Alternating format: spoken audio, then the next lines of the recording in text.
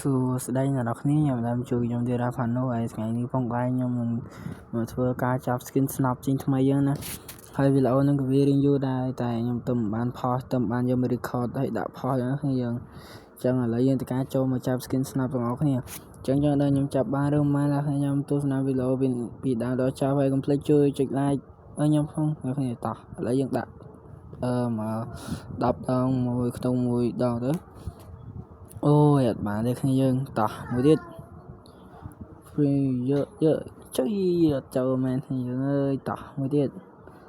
មិនដែលថាមិនចូលគ្នាយើងអើយមិនដែលមិនចូលទេ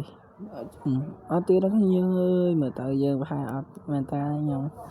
អូខេមកទៀតគ្នាយើងជួយចូលបាត់ទៅហើយគ្នាយើងអូយពិតជាសំណាងមែនគ្នាយើងអូបានបាត់ទៅហើយនេះ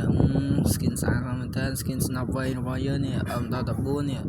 បាទ skin ចេញថ្មីបងប្អូនពិតជាមែនតើចុះបងប្អូនបាននៅហើយខ្ញុំមិនទាន់បានណាហើយឥឡូវយើងការ crease ជាមួយនឹង snap យើងសិនហើយយើងទៅការចេញសិនយើងចេញដើម្បីទៅដាក់ snap សិនហើយ snap នឹងស្អាតហើយវាដូចអា snap ខ្សែចឹងគ្នាយើងពេលរត់ទៅដូច snap ខ្សែចឹងហើយឥឡូវយើងចូលមកដាក់សិនមកលុយកប់បងគ្នាយើងអើយហើយគ្នាយើងបាននៅហើយឥឡូវខ្ញុំចង់និយាយមួយគ្នាយើង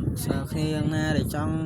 លេងជាមួយខ្ញុំវិញអាចទម្លាក់ ID មកបានគឺខ្ញុំនឹងធ្វើការ add ទៅលេងជាមួយគ្នាយើងអញ្ចឹងណាហើយអ្នកខ្ញុំមើលទៅនេះគឺដូរខ្លះមែនតើគ្នាយើងមើលដូរអា snap នេះអា snap ខ្សែចុះ snap តាមដើម្បីបានប្រើយើងគឺដូរអញ្ចឹងវីដេអូមានតែប៉ុណ្្នឹងទេបាយ